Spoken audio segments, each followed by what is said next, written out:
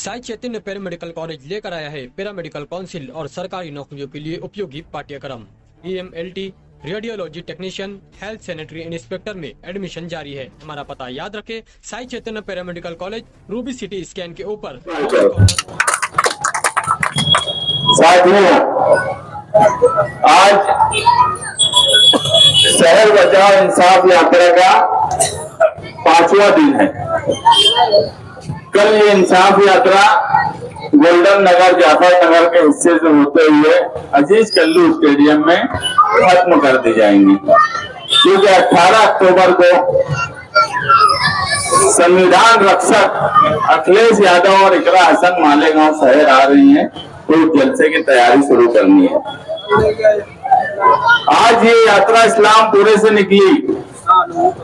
आप यकीन मानो, इस्लामपुरे वालों ने शान हिंद का ऐसा वालाना इस्तकबाल किया कि जो बात बोली जा रही है कि शहर में बदलाव की लहर है, वो कहीं ना कहीं आज इस्लामपुरे ने अमली तौर पर कर दिखा दिया कि शहर में बदलाव की लहर है।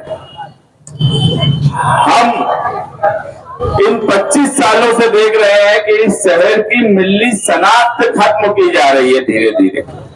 फिरका परस्तों के साथ मिलकर साबिक MLA और मौजूदा MLA, आप देखेंगे मालेगांव शहर का नाम आता है दुनिया में तो ये माना जाता है कि ये मुसलमानों का शहर है। हर शहर अपने कौम अपने मजहब के हिसाब से वो वहाँ डेवलपमेंट होता है, उस हिसाब की शनाख्त बनाई जाती है। कोई क्रिश्चियन शहर रहेगा तो उसे उस हिसाब से बनाया जाएगा, कोई हिंदू शहर रहेगा तो उसे उस हिसाब से बनाया जाएगा, कोई दलित शहर रहेगा तो उसे उस हिसाब से बनाया जाएगा, कोई पंजाबी शहर रहेगा तो उसे उस हिसाब से डेवलप किया जाता है। आप देखेंगे, मैं नूरी टावर के साए में खड़ा हूँ, ये निहाल साहब ने बनाए थे। ये इसे कहा जाता है मिल्ली शनाख्त, कि इसका जब फोटो निकाला जाए तो शहर की पहचान बताई जाए, लोग जब यहाँ आकर देखें तो लगे कि ये इन मुसलमानों का शहर है। मगर इन 25 सालों में साबिक MLA और मौजूदा MLA एक ऐसी निशानी बताए जो इस शहर की मिल्ली शनाख्त को जाहिर करता हो। मुझे यहाँ पर खड़े हुए लोग कोई बोले कि इन 25 सालों में इन्होंने कोई एक ऐसी शनाख्त बनाई है क्या? कोई नहीं। जिसे हम बोल सकते हैं कि ये मिल्ली शनाख्त है, नहीं। उल्टा आप देखेंगे कि अब जब आप मालेगांव शहर में एंट्री करते हो, जिस तरह से गेट बनाया गया, जिस तरह से दूसरे सब चीजों का सुशोभीकरण किया जा रहा है, जिस तरह संगमेश्वर और ये हिस्से का वो एक शनाख्त बना रहे हैं, आप मेरी बात को समझिए। वो शहर को एक दूसरे एंगल में ले जाकर बनाया जा रहा है, बताया जा रहा है। हम जो बार बार बोलते हैं कि फिरका परस्ती का रंग रूप बदल गया, अब शहर की तरक्की किस तरह ना हो इसकी कोशिश की जाती है, और उस तरफ उनकी शनाख्त किस तरह दिखे ये बताया जाता है। हमें उस पर ऑब्जेक्शन है ही नहीं कि वो अपनी शनाख्त ना बताएं, मगर हमें ऑब्जेक्शन इस पे है कि इस शहर की मिल्ली शनाख्त, मुसलमानों की शनाख्त खत्म करने का काम इन दोनों की मिली जोड़ ने किया है। नहीं तो एक निशानी बता दे, हम ऐसी कई निशानियां बता सकते हैं जो इस शहर की शनाख्त हो। अगर मैं संविधान के पास अशोक स्तंभ लगाया तो संविधान की निशानी बनाने के लिए लगाया कि ये मुल्क में संविधान भी दिखे, इस मुल्क में हमारी मिल्ली शनाख्त भी दिखे। ये नूरी टावर उसी का एक नमूना रहा है। मगर इन 25 सालों में इन दोनों की मिली जोड़ ने इस शहर को बिल्कुल बर्बाद कर दिया। हम इंसाफ के लिए आए हैं। इंसाफ इसलिए चाहिए कि आज हमारी माए बहनें नदी के उस पार जा रही हैं कि नहीं जा रही हैं, रात में नंबर लगा रही हैं कि नहीं लगा रही हैं, बैंक के बाहर लगा रही है। तो ऐसे हालात इस शहर में क्यों कर हुए? जो हमारा हक था, जो हमें मिलना चाहिए था, मौजूदा एमएलए ने तो अपने मैनिफेस्टो में लिखा था कि नेशनलाइज बैंक की ब्रांच इस हिस्से में कई ब्रांच खोलेंगे। खोलना तो दूर, जो थी वो भी चली गई, उसे भी नहीं संभाल पाए। ये शहर की नुमाइंदगी करेंगे, ये शहर की तरक्की के लिए काम करेंगे। जो मंत्री के सामने मुर्गा बने हुए हैं, ये क्यों नहीं बोलते मंत्री के लिए? सिर्फ इसलिए कि इनको ठेकेदारी चाहिए। ठेका मैनेज करके मंत्री के लोगों ने मुझे खुद बोला है कि तुम्हारे आमदार को हम ठेका मैनेज करके देने का बोले हैं, इसलिए वो कुछ नहीं बोलेंगे इन टेंडरों में। और उसने बोला तो ये साबित किए कि इन्होंने कोई ऑब्जेक्शन नहीं लिया कि हमारे शहर में कोई काम क्यों नहीं किया जा रहा है। उन्हें सिर्फ ठेकेदारी में मजा आ रहा है इन 5 सालों में। साबिक एमएलए का हाल ऐसा है कि भ्रष्टाचारी, करप्शन हर जगह किए। मगर यही नूरी टावर पे जब ताहिरा मैडम मेयर थी तो इस नूरी टावर पर टैक्स लगा दिया गया था लगभग 2.5 लाख रुपए का। आप ये बात रजा एकेडमी के जिम्मेदारान से पूछ सकते हो। निहाल 2016 की बात है, निहाल साहब हॉस्पिटल में एडमिट थे। उस वक्त साहब मुझे बुला के बोले थे हॉस्पिटल में कि उस नूरी टावर पर टैक्स नहीं लगना चाहिए, वो कोई कमाई का जरिया नहीं है, उसको कैसे भी टैक्स से फ्री करवाओ। हमने उसके लिए धरना दिया, ऊपर से लेकर नीचे तक कोशिश की, कानूनी मामलात को समझा और इसमें से टैक्स हमने हटवाया, क्योंकि ये हमारी मिली शनाख्त थी। नूरी टावर ये हम ही थे जिसे कानूनी भी समझ थी, जमहूरी भी समझ थी, नहीं तो इस पे भी टैक्स लगा दिया गया होता, क्योंकि उन्हें भ्रष्टाचार करना रहता है। पैसा, मैं पहले ही बोला कि वोट हमारी, पैसा हमारा, हमारे लोगों के पसीने से कमाया हुआ पैसा, और मजा मंत्री मारेगा, ऐसा इस शहर में होने वाला नहीं। ये साबिक एमएलए और मौजूदा एमएलए, आज साबिक एमएलए बड़े बोलते हैं मंत्री ऐसा, मंत्री ने शहर को बर्बाद कर दिया, हम आजादी दिलाएंगे। अरे तुमने ही सबसे पहले मंत्री के सामने इस शहर को गिरवी रखा, इस शहरियान को गुलामी के दलदल में ले जाने वाले तुम ही हो। सबसे पहले जी हुजूरी करने का काम तुमने शुरू किया, तुमने ही मंत्री को बजट दिया, तुमने ही मंत्री की हाँ में हाँ मिलाई, तुमने ही मंत्री को दावाड़ी का पानी दिया, तुमने ही मंत्री के लोगों को स्टैंडिंग का चेयरमैन बनाया, महिला बाल विकास का चेयरमैन बनाया, तुमने ही डिप्टी मेयर बनाया। सारी चीजें, सारे काम कर लेने के बाद अब तुम दूध के दूल्हे कैसे हो सकते हो?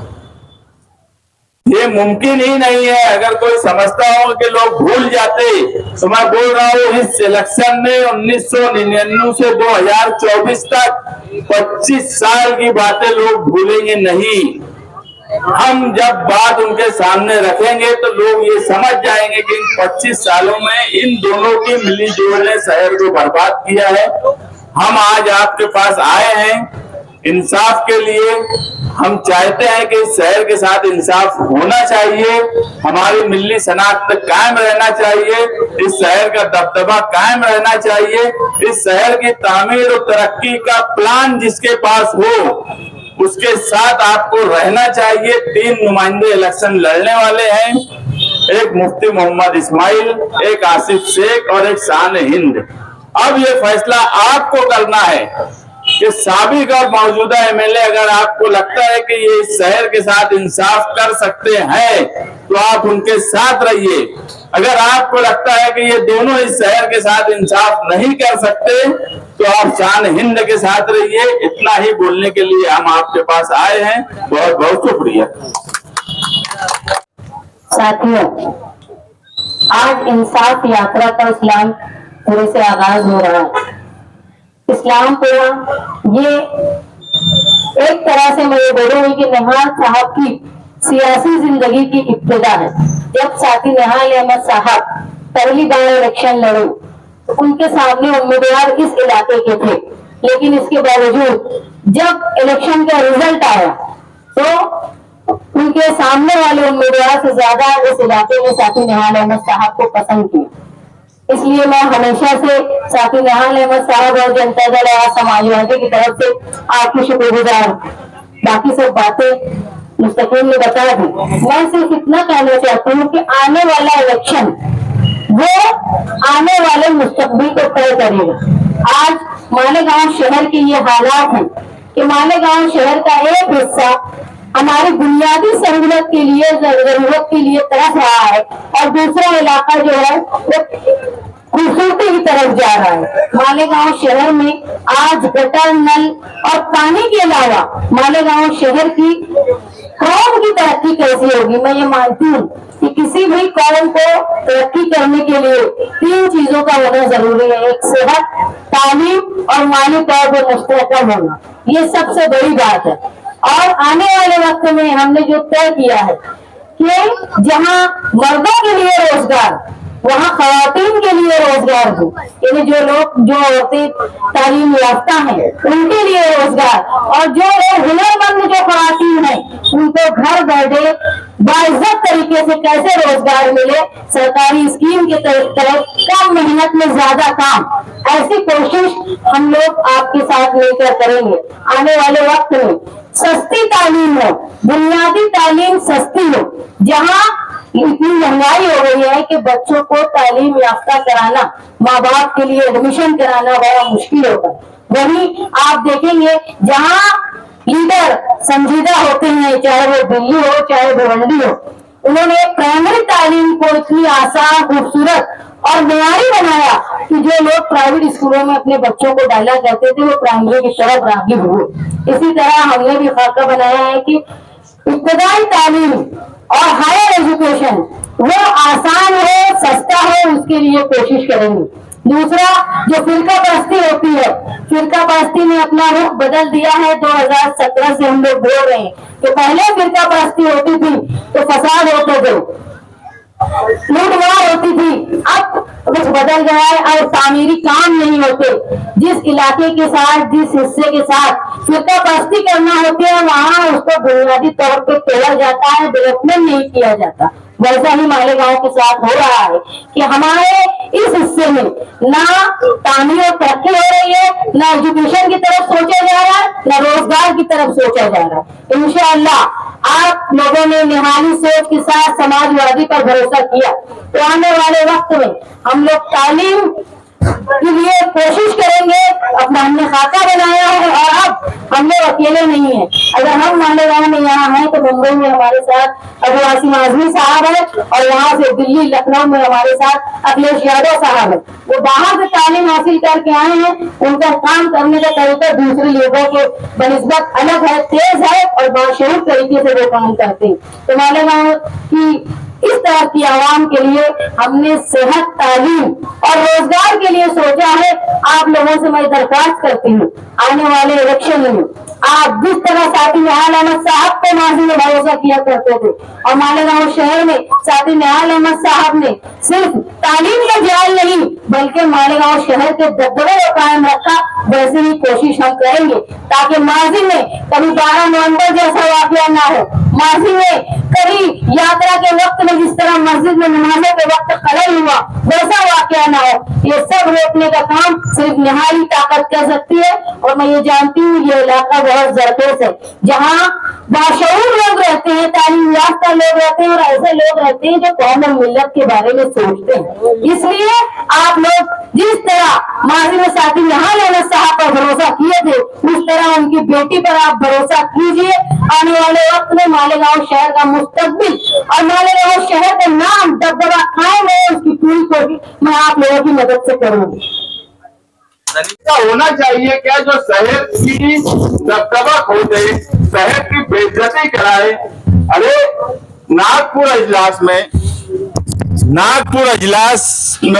नागपुर काउंटी वहां के एमएलए, अब वहां बहुत कम पावर लूम बचा है, वहां के एमएलए, इच्चलकरंजी के एमएलए, दूसरी शहरों के एमएलए उस स्टडी ग्रुप में थे। इसका मतलब सीधा सा ये है कि सरकार भी ये मानती थी कि इनका कोई इंटरेस्ट पावर लूम इंडस्ट्री के ताल्लुक से कोई दिलचस्पी नहीं है। नहीं तो मैं एक बात बोलता हूं कि अगर मैं कारपोरेटर हूं और महासभा में कोई सवाल कोई और भी लगाया है, मेरी दिलचस्पी है तो मैं वहां अपनी बात रखूंगा। जिस वक्त रईस शेख ने वो क्वेश्चन लगाया और उनके बोलने पर स्टडी ग्रुप बना, उस वक्त मुफ्ती मोहम्मद इस्माइल कासमी साहब गैर हाजिर थे नागपुर असेंबली इजलास से, जिस वक्त पावर लूम का सवाल था।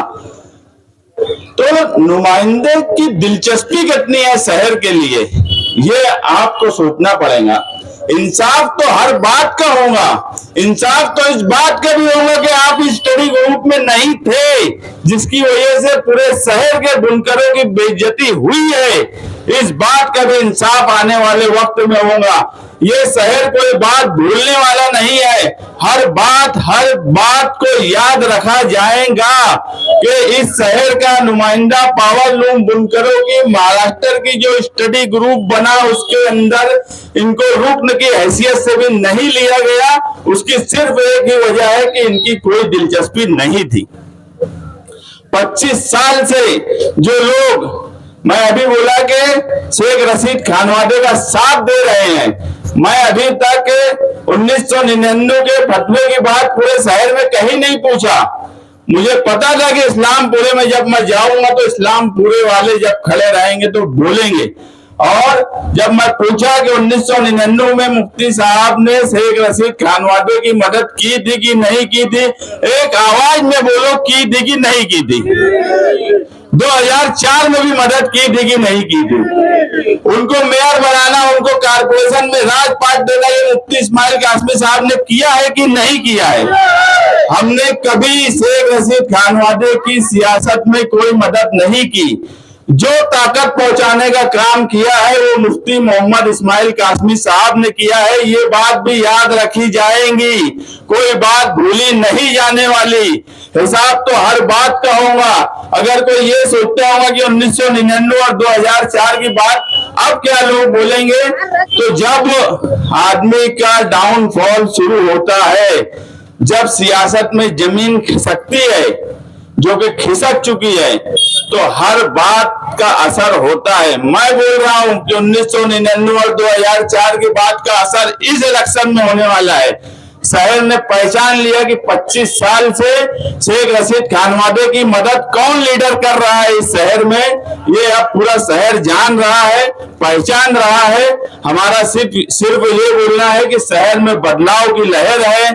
हम जो है आजाद नगर, गुलशेर नगर, रौनकाबाद, सलामताबाद, नयापुरा, इस्लामपुरा, निहाल नगर, सलीम नगर, मर्चेंट नगर, सर्वे नंबर 57, किला, रसूलपुरा, बेलबाग, हर जगह से इंशाअल्लाह हमारे पास बुद्ध के लोग हैं। हम एक अच्छी ताकत के साथ इलेक्शन लड़ रहे हैं और हर जगह से हमें वोट मिलने वाली है। ये दोनों लीडरान तो दो हिस्से में बटे हुए हैं। एक बोलता है कच्चे हिस्से में हम बड़े मजबूत हैं, दूसरा बोलता है कि पक्के हिस्से में हम बड़े मजबूत हैं। सही बात यह है कि पक्के हिस्से वाले की जमीन खिसक चुकी है, कच्चा हिस्से वाले भी तुमसे ही डर रहे हैं। मैं पहले ही बोला कि हम इलेक्शन में ऐसे ही नहीं आए हैं। अगर कोई ये समझता होगा कि हम, कोई बोलता है कि हम इसकी ओर काटने आए हैं, वो बोलते हैं कि हम उसकी ओर काटने आए हैं, हम दोनों की ओर काटने आए हैं। मैं फिर बोल रहा हूँ, दोनों का कट चुका है। हम अगर इलेक्शन में आए हैं तो पूरा खाका लेकर चल रहे हैं और इलेक्शन की पूरी प्लानिंग है। मैं इससे पहले भी बोला कि अगर इस इलेक्शन में हार जीत जाने दो, 50,000 वोट अगर हमको मिली तो मैं उसको अपनी हार मानूंगा। इंशाअल्लाह लड़ेंगे भी हम और जीतेंगे भी हम ही। ये तैयारी से हम इलेक्शन में हैं। हमारे पास पूरा खाका है, हमारे पास पूरा प्लान है और आज शहर में बदलाव की लहर है। शहर चाहता है कि कोई ताकतवर नुमाइंदा इस शहर की नुमाइंदगी करे, जो मंत्री के सामने मुर्गा ना बने, मंत्री के सामने गुलाम ना बने। पूरे शहर का बजट और सब कुछ मंत्री को दे दिया गया है, इसलिए आने वाला वक्त जो है वो इंसाफ लेने का भी है, इंसाफ देने का भी है। और मुझे पूरी उम्मीद है कि आप लोग इस शहर के साथ इंसाफ करेंगे और एक ऐसा नुमाइंदा भेजेंगे जिसके पास शहर की तामीर और तरक्की का प्लान हो, जो शहर के दबदबे को वापस ला सके। इतना ही बोलकर मैं अपनी बात खत्म करता हूँ।